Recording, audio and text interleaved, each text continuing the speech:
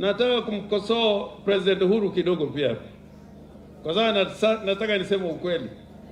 Wale watu wanatusumbua kwa ODM, hao walikuwa watu wake, hao watu wako kwa siku hizi wanasema watu Uhuru wametupatia pesa, na hao ndio walikuwa watu wa Uhuru zaidi. Please smoke them out because they are spoiling your name. Na wanajulikana.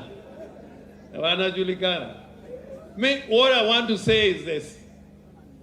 Raila Amolo Odinga told people in ODM ya kwamba muache kuzungumza mambo ya two term.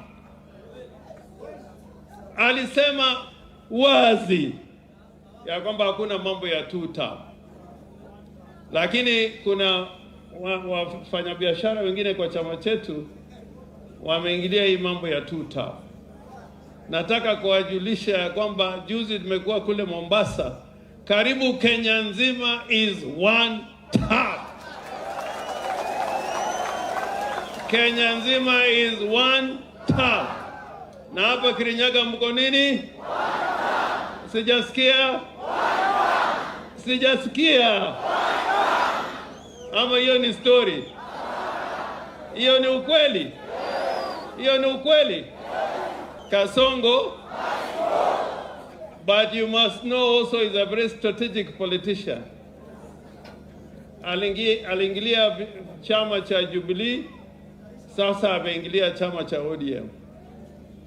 Amenunua chama cha ODM kwa wenzetu, lakini sisi tunasema hatachukua ODM kamwe, hawezi kuchukua.